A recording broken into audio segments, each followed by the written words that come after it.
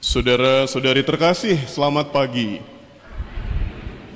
Sebelum kita berusaha memahami konten atau isi dari bacaan Injil yang baru saja kita dengar, saya ingin mengajak kita untuk memahami konteksnya atau latar belakangnya terlebih dahulu. Pada suatu ketika ada seorang rekan imam bercerita kepada saya pengalaman berpastoralnya di suatu pedalaman di Papua. Dia bercerita bahwa pada suatu kesempatan misa, umat berkumpul di belakang. Semuanya duduk di belakang, padahal bangku depan ini masih kosong. Maka sang pastor menyuruh supaya mereka maju.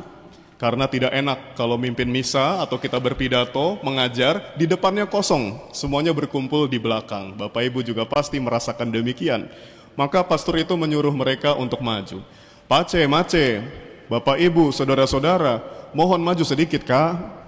Lalu ada di antara mereka yang menjawab, Pater, kami tidak mau maju, karena kami ini mau rendah hati seperti Yesus, katanya. Jadi mereka berpikir seperti apa yang didengar dalam bacaan Injil hari ini, kalau orang duduk di depan itu berarti sombong. Jadi mereka tidak mau dibilang sombong, maka duduknya di belakang. Saudara-saudari, namun apakah memang itu yang dimaksud Yesus? Yesus tidak bermaksud bahwa posisi yang terhormat itu tidak boleh didapatkan di gereja seperti dalam konteks cerita tadi. Kalau di gereja kita justru harusnya berlomba-lomba duduk di depan, ya kan? Walaupun di depan itu mungkin susah tidur, tapi orang-orang yang di depan duduknya ini justru adalah posisi istimewa dan mereka justru adalah orang yang rendah hati. Kenapa? Karena orang yang duduk di depan dalam konteks gereja atau rumah ibadah adalah mereka yang mau mendengarkan sabda Tuhan yang dibacakan dari kitab suci dan yang bersedia untuk belajar dari homili pastor lebih dekat. Nah, tetapi yang Tuhan Yesus maksudkan sebagai orang sombong jika duduk di depan adalah di dalam konteks perjamuan. Karena di dalam konteks perjamuan atau pesta-pesta, saudara-saudari, biasanya bagian depan itu adalah tempat VIP. Tempat istimewa untuk orang istimewa, maka biasanya makanannya juga istimewa. Oleh karena itu pernah dalam suatu acara pesta misa tahbisan, seorang frater ditegur oleh panitia karena mereka ingin makan di tempat VIP, di tempatnya uskup dan para pastor. Jangan makan di situ katanya. Kenapa? Karena di sana ada menu spesial. Baby ya, B2. Yang porsinya terbatas hanya untuk kalangan para tertahbis. Frater-frater juga tidak boleh makan di sana, maka ditegur. Maka cepat-cepat jadi pastor ya, frater. Nah, ini bedanya saudara-saudari. Jadi yang Yesus maksudkan adalah di tempat perjamuan karena ada tempat VIP-nya. Orang-orang yang menempatkan dirinya sendiri di tempat kehormatan padahal tuan rumah tidak mempersilahkan dia untuk di sana adalah orang yang sombong. Karena apa? Dia itu ingin mungkin menampilkan siapa status sosialnya, siapa dia. Statusnya itu tinggi, maka dia ada di sana kepada para hadirin yang lain. Mungkin dia juga ingin memamerkan penampilan atau harta yang sedang dipakainya. Jadi ada kecenderungan atau tendensi sombong. Yesus membenci kesombongan ini. Dan saudara-saudari, dalam konteks pesta perjamuan inilah kita bisa belajar dua hal lain dari Tuhan Yesus. Yang pertama, saudara-saudari, kita diajak untuk menempatkan diri kita sesuai posisi. Jadi presisi begitu ya, sesuai dengan tempatnya. Ketika kecil saya punya mainan bola-bolaan puzzle. Jadi bola dari plastik yang pinggir-pinggirnya itu berlubang, saudara-saudari. Lubangnya ini berbentuk jajar genjang, lingkaran, bintang, kotak, dan lain sebagainya. Lalu ada balok-balok kayu yang dimasukkan ke dalam lubang-lubang bola itu sesuai dengan bentuknya. Jadi begitu cara mainnya, mainan anak-anak. Saya pernah memasukkan balok yang tidak sesuai dengan bentuk lubangnya. Lalu saya dipaksa. Akhirnya bola itu pun pecah, meletus. Hatiku pun amat kacau. Lalu bola itu kupegang erat-erat, tapi dia sudah tidak lagi bulat, dan aku pun tak bersemangat. Inilah yang terjadi ketika sesuatu dipaksa untuk berada di tempatnya. Ketika sesuatu atau seseorang berada tidak pada tempat duduk atau posisinya, saudara-saudari. Seperti yang dialami oleh bangsa kita saat ini. Orang-orang yang mungkin tidak capable, tidak punya sensitivitas terhadap rakyat, berada pada posisi-posisi yang akhirnya melukai rakyat. Maka saudara-saudari, kita diajak oleh Tuhan untuk tahu tempat. Orang yang tahu tempat, itu berarti tahu diri. Orang yang tahu tempat dan tahu diri, pasti dia mutlak memiliki kerendahan hati. Karena saya rendah hati, maka saya tahu diri. Di depan sana, tempat terhormat, biarlah untuk orang yang lebih tinggi daripada saya. Bahkan meskipun saya punya posisi tinggi, saya selalu merasa rendah. Orang pintar sejati adalah orang yang selalu merasa dirinya tidak tahu apa-apa. Seperti yang dikatakan oleh filsuf Socrates. Orang kaya juga begitu. Dia merasa rendah hati, tidak punya apa-apa, dan senang berbagi. Orang yang punya jabatan juga harusnya begitu. Justru dia merasa jabatannya adalah dari yang lain, dari Tuhan dan juga dari rakyat. Maka seharusnya sekali lagi kita memiliki kerendahan hati, supaya bisa hidup, duduk, berada di posisi kita yang tepat. Inilah yang dinasihatkan oleh kitab Sirah dalam bacaan pertama, saudara-saudari. Kitab Sirah bab 3 ayat 18 mengatakan, semakin engkau besar, semakin engkau harus merendahkan dirimu. Dengan demikian Tuhan akan mengaruniakan berkat kepadamu. Seperti peribahasa terkenal dalam bangsa kita, ilmu padi itu mengajarkan kita semakin berisi, semakin merunduk. Semakin kaya, semakin pintar, semakin populer, kita harus rendah hati, saudara-saudara. Janganlah kita berusaha untuk menempatkan diri kita sendiri pada posisi-posisi prestisius. Biarlah orang lain yang memberikan kehormatan atau penghargaan kepada kita. Rezeki kita tidak akan tertukar, kehormatan kita tidak akan turun, hanya dengan kita berendah hati. Justru akan menjadi semakin melambung. Mari dalam hidup ini, kita fokus saja untuk menorehkan prestasi. Kita fokus saja untuk berbuat baik dan hidup benar, saudara-saudari. Jangan kita malah fokus untuk mencari tempat-tempat kehormatan, mencari jabatan-jabatan. Itu semua akan ditambahkan kalau kita hidup benar dan baik. Orang akan respect kepada kita. Saudara-saudari terkasih, lalu poin kedua yang bisa kita pelajari adalah tentang ketulusan. Yesus bukan hanya berkata supaya kita ini tidak mencari tempat terhormat, tetapi supaya kita kalau mengadakan perjamuan, kita mengundang orang-orang yang miskin, cacat, lumpuh, dan buta. Kenapa mengundang mereka?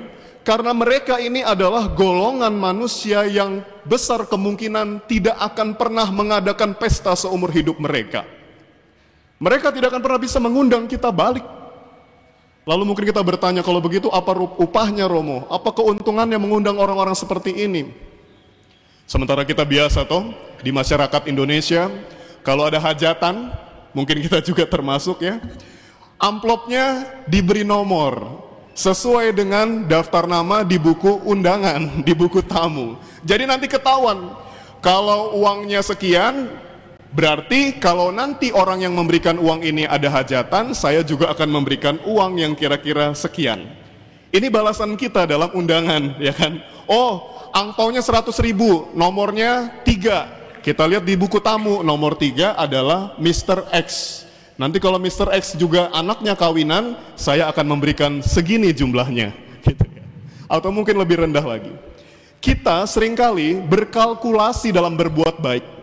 Do ut des. Kita berbuat baik untuk menerima juga kebaikan dari orang. Yesus mengajar kita untuk berbuat baik kepada mereka yang tidak berkesempatan untuk membalas kita. Kalau kita bertanya, apa upah kita sia-sia kita membuat baik? Kebaikan tidak pernah sia-sia, saudara-saudari. Rasul Paulus dalam 1 Korintus ayat 9, bab 9 ayat 18 mengatakan bahwa upah saya dalam melayani, dalam pelayanan adalah bahwa saya boleh bekerja, boleh melayani tanpa diupah. Karena kalau saya bisa melayani, saya sudah bahagia. Saya sudah melayani, saya sudah mendapatkan berkat dari Tuhan. Itulah upah saya. Nah, maka kita diminta untuk mengundang mereka supaya Allah sendiri yang membalas kebaikan-kebaikan kita, saudara-saudari. Dan untuk berpikir seperti ini, punya paradigma atau cara berpikir seperti ini, mutlaklah kita harus punya ketulusan hati. Gak mungkin kita bisa memberikan sesuatu kepada orang miskin kalau tidak tulus. Biasanya kita memberikan sesuatu kepada orang dengan harapan mendapat balik. Yesus bilang jangan kita mencari balasan atau imbalan. Oleh karena itu, kita harus punya ketulusan hati. Sinonim dari kata tulus adalah ikhlas. Sama saja ya, padanan kata. Saudara-saudari, maka kita diajak untuk ikhlas dalam konteks tempat duduk ini, dalam Injil hari ini ya. Ikhlas untuk memberikan posisi atau tempat duduk kita yang terhormat kepada mereka yang mungkin lebih terhormat daripada kita. Ikhlas untuk memberikan dalam konteks bangsa kita saat ini posisi atau jabatan kita. Mungkin ada orang yang lebih amanah, ada orang yang lebih capable atau punya kompetensi. Mari kita yang merasa tidak becus, kita yang merasa mungkin melukai hati rakyat, mundur dari jabatan. Ya, kalau punya nyali. Tapi saudara-saudari, saya mau netral. Mari kita juga tidak selalu menyalahkan orang. Kita belajar mengampuni orang-orang yang melukai kita. Dengan cara apa? Kita melakukan introspeksi nasional. Jadi baik pejabat, aparat maupun rakyat sama-sama berefleksi. Saya mencermati saudara-saudari, di dalam bis, di dalam kereta, di halte. Banyak anak muda pura-pura tertidur lelap supaya tempat duduknya yang nyaman tidak perlu diberikan kepada lansia atau ibu-ibu hamil.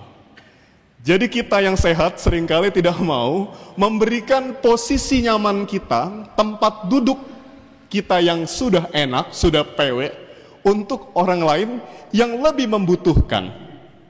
Jadi bukan hanya pejabat, tapi rakyat biasa juga punya mental-mental yang mungkin tidak baik.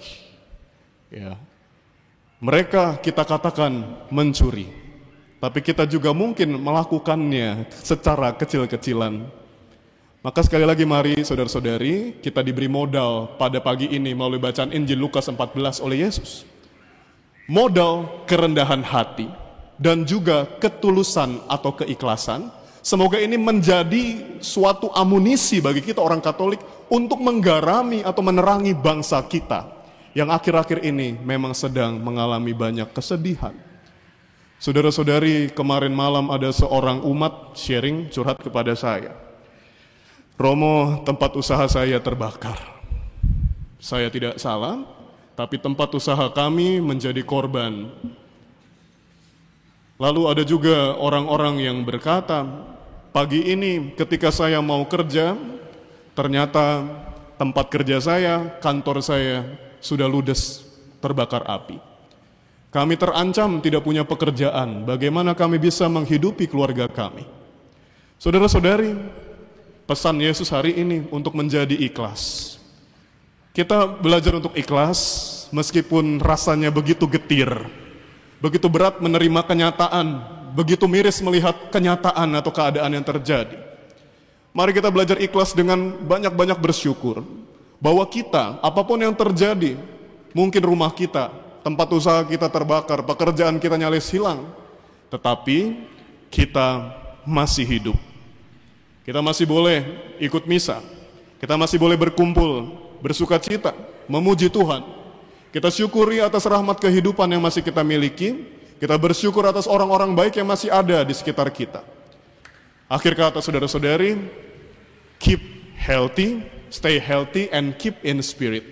Tetap sehat, tetap semangat, dan mari kita saling menjaga, saling melindungi satu sama lain. Jadilah para agen perdamaian bagi bangsa kita, bagi masyarakat di sekitar kita. Tuhan memberkati. Amin.